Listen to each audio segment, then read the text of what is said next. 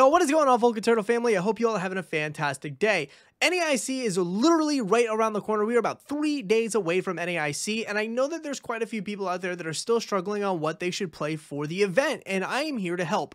I've got 5 of the best decks that I think that you should be playing at NAIC, but also the variants of those decks. So yeah, it's more than 5 decks, but we're going to go into the variants so that way you know that there's options when it comes to these decks as well. So sit back, relax, and let's jump into the 5 best decks you should play at NAIC. Alright guys, so we're going to go into our number 5 pick here, which is going to be Chien-Pao EX. Chien-Pao EX has obviously been making some waves on the online community. We saw recently in like the Puerto Rico special event, it did not make top 8, and that was the very first Paldea Evolved event where it was legal and it didn't cut to top 8. We don't know what the other standings were, unfortunately. We just know what top 8 was, but yeah, Chien-Pao EX is at 5 here, and my reason being is that it's kind of just a more difficult to play Miraidon, and you probably are going to disagree with that, but here's my argument. Miraidon is basically just trying to hit extremely hard at a fast pace. Sound familiar? The only difference here is that Miraidon's able to set up the bench a lot easier thanks to its tandem unit ability, where this needs a lot more setup. It's a little bit more difficult to play because you got to make sure that you have the Frigibax, the Baxcalibur, the rare candies, and all the stuff you need to ensure that you're able to start hitting for a lot with either your Chien-Pao or being able to, you know, come in with some easy kills with the Origin Form Palkia. And the Palkia is great here too because it's an awesome energy accelerator with its Star Portal, so you can accelerate 3 energy from the discard to your Pokemon. Usually you can sneak that off by turn 2 if you're smart about it. There's a way to actually pull that off turn 2, so you can use Radiant Greninja before your opponent puts down a Manaphy. Honestly, I like Chien-Pao. I think it's a really interesting list. I don't know how it's going to do at NAIC. I would not be surprised if we saw it make day 2, but there's different builds of this and I can't really fit them all on here, so this is just all based off of recent results from limitless tournaments. So this is one of the more recent high ranking results, and honestly I like the cross switcher in here. I like the boss's orders. I think 10 energy is fine. I personally would bump that up to 2 Lost City because I know that this deck does have an issue with Sableye. So if you're able to actually put 2 Lost City in here and then take out the Sableye, put them in the Lost Zone, and then kind of like save yourself from the Lost Mine attacks, I think you'd be a lot better situation. You'd be in a much better situation. So I think Lost City is really good here. I would up it personally, but honestly, I think that Chien-Pao will definitely be seeing play. It is definitely one of the more hyped decks out of Paldea Evolved, but I don't know if it actually has like the oomph to compete with some of the, you know, more staple decks that we've seen in the format. All right, so coming up next, we have a Lugia Single Strike. So Single Strike Lugia has been around for a little bit, and it has gotten a little bit of upgrades from Paldea Evolved, thankfully. So Lugia can run in 2 different variants, but we're going to talk about this one first. Now, this one's actually kind of interesting because there is a very spicy tech card here for the Gardevoir play. But at the end of the day, let's just talk about, you know, the efficiency of the list, right? So the main goal of the list is to actually get the Archeops into the discard, so that way you can summoning star them onto the bench and start accelerating a bunch of the special energy from your deck onto your Pokemon. Now with Paldea Evolved, we got a bunch of like new special energies. We got Jet Energy, we got Therapeutic Energy, we got Reversal Energy, and we even got this one doesn't work in Lugia. It's the Luminous Energy, because if it has any other special energy attached, it doesn't count for anything but a colorless energy. So honestly, it's not like good, so you don't play it in Lugia, but Lugia got quite a few upgrades. Even Iono's really good in this list. So you're basically just building up the Tyranitar so you could take a huge KO. You're seeing Lumineons at 2 here, so that way you can like maybe turn to find Burnett to dump the Archeops. The Mawile here is super interesting and spicy because you can actually just attach and then boss out something like a Manaphy or Greninja versus Gardevoir, and then keep them trapped for the rest of the game because they don't play any switch options, so you can kind of deck them out that way so long as you have more in your deck than your opponent. And because this is like a single strike version, you do have the Urn of Vitality to put those single strike energies back into the deck. I don't know how much I like the Mawile here, to be honest with you, because you can just kind of boss out the Gardevoir and take a KO with Tyranitar.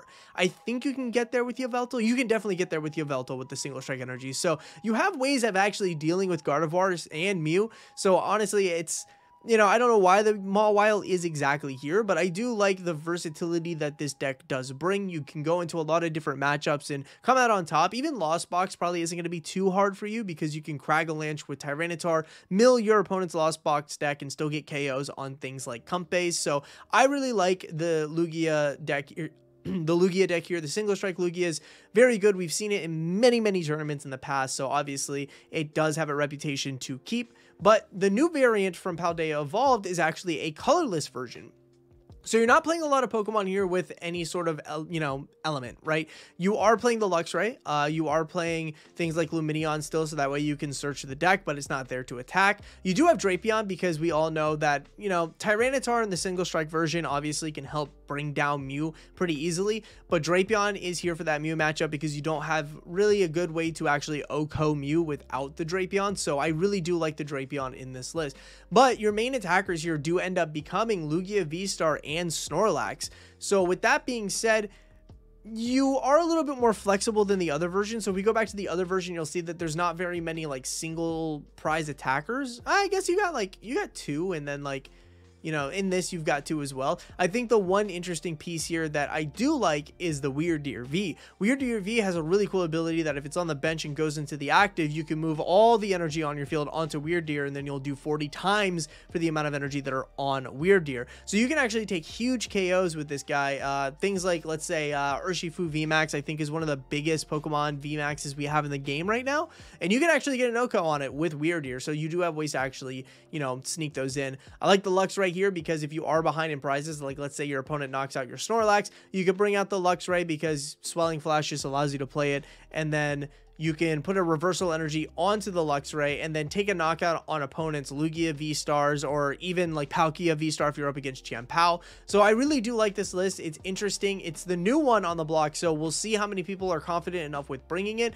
I want to make the special note here that Jet Energy is super busted in this list. Lugia before did not have a lot of switching options, if any. There were some people that were trying to run one or two in the past and just was not good because it was eating up too much deck space for better cards. But Jet Energy here is really good because it gives Lugia a very decent switch out if necessary. So I do like the Jet Energy here. So if you want to play Lugia, one of these two lists I think would be very good. Personally, I'm a big fan of the single strike version because it has been tested, it has been used, we know what it's all about. You have great matchup spreads, where this one's kind of new and it can be kind of daunting to bring a more new deck to a tournament, but it is, you know, shiny new toy syndrome, so people are probably going to be playing this. Next up on our list, we have a fan favorite of Mew VMAX. Now, there are two different variants of Mew VMAX, but we're going to go over the new one here, or not the new, we're going to go over the prior one, the old one, and the shiny upgrades it got from Paldea Evolved. So it does have INO here, so you can play Judge and INO. You can either play 2 Judge, 2 INO, 4 INO. It doesn't really matter. I like the split here of 2 INO, 2 Judges, so that way you can disrupt with Judge whenever you want, and not have to worry about giving your opponent like 6 cards in hand because they haven't taken a prize card yet with INO, and then save your INOs for the later game to maybe brick your opponent out. So I do like the split here on that. Another really cool upgrade that I like about this list is that you have Luxray. So like I said before, in the single strike Lugia matchup, you are a little bit, you know, in a struggle against Tyranitar V because it can actually take a huge KO against you. However, if you can provide the Luxray, boss out something like the Lugia, you can take an OHKO on that Lugia and try to get yourself a little bit back in the game. I do like it. And then the Drapion V is also really interesting here. Again, these are all taken from recent online limitless tournaments, and this one actually won a late night, I believe. Drapion V here. Yeah, Mew got so scared of Drapion to the point where they're starting to play it themselves. Mew does not like Drapion. Drapion just OHKOs it all day long. I do like it here. It can probably be a little awkward playing the Drapion into Mew because of the path to the peaks, and if you don't have the Lost Zones, you might have to force Seal Stone for it, or the Lost Vacuums, you might have to force Seal Stone for it. The path, you know, the war of attrition with path between Mew players can sometimes become very interesting games, so I do like that. But as for the shiny toys, yeah, I think like the Luxray is really cool, and I really like the reversal energy, but INO is going to be seeing play in every single Mew deck. This deck has obviously seen a ton of play. I think recently it won the Japanese championships, so yeah, I mean, honestly, Mew is good, but this is not the version everybody's talking about. In fact, this is the version that I feel like a lot of people are telling others to stay away from, because the majority of players seem to be wanting to play the Fusion Strike version. Now, it doesn't actually have a lot here when it comes to Fusion or Paldea Evolved cards. You do play INO in this list, and, you know, one I feel like is okay. I'm a bigger fan of the 2-2 split, but you have to make room for that Elisa Sparkle. Elisa Sparkle is what making the deck good, right? So you're still a Mew VMAX deck for sure. Like, there's no doubt about that, but you do have the ability to come in on turn, your first turn going second and taking a huge KO with Meloetta. The other big reason people are deciding to play this instead is because Lostbox still seems like it's going to be good, so you kind of want to make sure that you Lost City them away because the other versions don't play Lost City. But it's the Fusion Strike energy here that is the star. In Paldea Evolved, we got a Spiritomb card that pretty much shuts down Genesect even without Path to the Peak in play. But if Genesect has a Fusion Strike energy on it, it ignores the Spiritomb and is able to start drawing anyway. And it also sets up Genesect to be a pretty decent 2-prize attacker because you're able to accelerate these energies so easily. And if you can at least Sparkle twice, keep one alive, and then come in with a Genesect for a KO, all the merrier, because it's a 2-prizer instead of a 3-prizer you have to give up, which is very nice. And also, the Ice Cube here is actually pretty decent as well, because once you get all these Fusion Strike energy into play, you can snipe that Spiritomb, and then you don't really have to worry about anything else at that point. You can Lost Zone it away.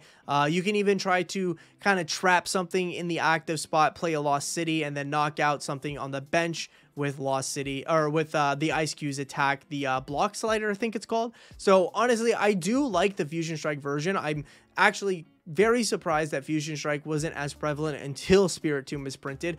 I thought the deck was pretty decent in the past when people were playing it, but people decided to play DTE, and now that Spiritomb is here, people are Mew players are starting to respect the Spiritomb and wanting to play that Fusion Strike energy. So if you decide to play this at NAIC and you know your opponent's playing Spiritomb, Fusion Strike energy does get you out of that sticky situation.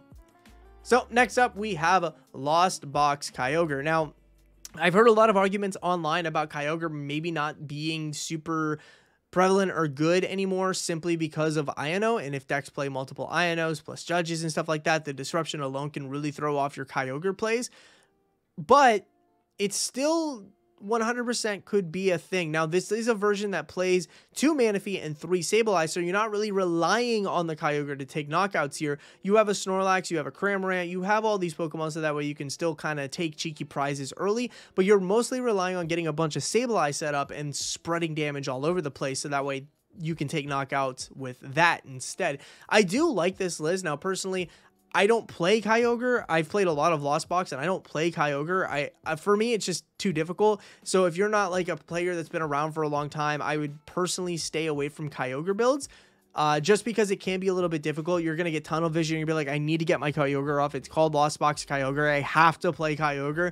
But you don't always have to play Kyogre. And that kind of tunnel vision can actually really ruin a game for you. So honestly, I don't think that this is going to be a version, if you're stuck on a deck, that you should play. I do think it will see play. Kyogre will definitely be somewhere out on that field at NAIC.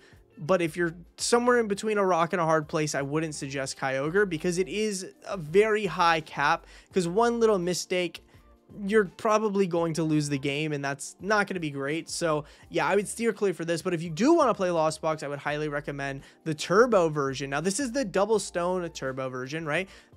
Some might argue that it's not really a turbo version unless it has 2 Forest Seal Stones, but I would disagree, because going turbo doesn't necessarily mean that you have to get to 7 as fast as possible. It could just mean that you take your prizes as fast as possible, and this deck can get you there pretty easily. It's like a turbo knockout deck, but also a turbo setup deck, which is super interesting. So for Comfey, as per usual, and this one only plays 2 Sableye and 1 Manaphy. I've heard a lot of argument that you should probably be playing 2 Manaphy if you're a Lostbox player in this format. I don't think it's necessarily true. Not a lot of people are on Lost City, and all these decks are playing Clara and Super Rod. Super Rod being one of the most prevalent cards added to Lostbox decks from Paldea Evolved. So I really like Super Rod in these lists, because then you can recycle your Mirage Gate, the energy for your Mirage Gate, not as efficiently as you would with Energy Recycler, but with this, at least you have the option of getting a Pokemon back into the deck, like Cramorant or Drapion or Dragonite and all that stuff. I like this list. It's actually really interesting. We've seen a lot of players do pretty well with these type of turbo builds. I'm not going to be playing this at NAIC personally, because I'm not comfortable with the list, but I do think that this type of list is a little bit more easier to play than something like the Kyogre list, and that's just my personal opinion. I've played both in the past, and I've had more success with a list like this than I have with Kyogre, because again, that tunnel vision can really get to you, and then you might accidentally make a huge misplay thinking that you need to play the Kyogre, when in reality you probably had game like 2 turns ago. This version's a little bit more straightforward. There are some bigger brain plays that you can play here, but honestly, this version's better than for those picking up the deck for the first time, this version is better than Kyogre for them, because you can at least get the fundamentals down and you're still putting it down a whole bunch of damage for your opponent to take, and then start cleaning things up with the Sableye. Now, lastly on this list, I'm sure you all were very much ready for this. It is Gardevoir EX. Gardevoir EX is obviously going to be the B-diff at NAIC. Personally, I suspect this deck to be somewhere within 25 to 30% meta share day one NAIC. It is that good. It is one of the only decks that has very consistent draw support, very consistent energy acceleration, very consistent flexibility between 1 prizer and 2 prizer Pokemon. So honestly, this deck just has everything every other deck dreams it could have. So I really like Gardevoir. Naturally, not every game you're going to play the Zacian. You can be extremely flexible with the Gardevoirs and your Cressalias and all that stuff. You play Super Rod now, so Miriam is out of the deck. You are playing Super Rod, so you can recycle some of these Pokemon a lot easier than you could with Miriam, because now it's not your supporter for the turn. You play a whole bunch of disruption with Iono. You do have a decent draw support here, not only through your Kirlia, but through your researches. You do have a way to get rid of Path to the Peak if that becomes prevalent. You can use Worker, you can use your Artisans and your Collapse Stadiums, and one of the more important cards that came out of Paldea Evolve for this deck specifically was Reversal Energy. You can get Gardevoir to huge numbers here, not Gardevoir EX, the Gardevoir itself, to huge numbers here, because it can count as 3 Psychic Energy if you are behind in prizes. Personally, I think this list is most likely going to be making top 8. Not this one specifically, but Gardevoir EX itself will 100% be in top 8. We've seen it being played in the past when it was, I would say the past version was the calm before the storm, because I think the Paldea version is a lot better than the version that we were playing before. This version is so much stronger, so much more disruptive, and so much more consistent that I think that it's going to probably maybe even win the event. So that is something to take into consideration. I will add a few spice to this as well. If you are looking to play Gardevoir, I would not play the routes from Astral Radiance. I think one Pokemon that you might want to consider maybe playing is the routes from Scarlet and Violet, because you are able to actually accelerate energy onto it and do 30 damage, which can actually be very prevalent in these matchups, because you can take knockouts with that 30 damage, because you are damaging yourself with the Psychic Embrace. So if they build up a huge Gardevoir, you can come in with just a baby routes and take a knockout and not have to worry about losing something bigger later on. So I do like that, or on your opponent's next turn. So honestly, I do like that idea, but naturally play whatever's comfortable to you. That's what's most important. So those are the top 5 decks or archetypes that I think you should be playing at NAIC. If you're not playing one of these, you're probably playing something a little more fringe, something that's going to surprise people, and you're probably going to do well, because surprises in a closed deck list type tournament can really throw people off. If it's best of 1, if it's best of 2, if you're against a very smart player or a very seasoned player, they're probably going to catch on to your antics and catch you by surprise. So honestly, I think these 5 decks are safe picks for day 2. So if you're stuck between what deck you want to play, honestly, choose one of these, start practicing now before the event, and you will most likely do okay, especially if you're picking one of the top 2 decks here between Gardevoir and Lost Zone Box. But thank you guys for watching. I cannot wait to see you guys at NAIC. I am so excited for that event. But if you see me, just come up and say hi. I always love talking to you guys and all that, so definitely come up and say hi if you see me at NAIC. I'm going to be trying to make my first day 2 there. If you see anybody from the Shuffle Squad as well, go up and say hi. They love talking and interacting with everybody. So thank you guys for watching. I truly appreciate it, and until next time, stay safe, be kind, and I'll see you at NAIC.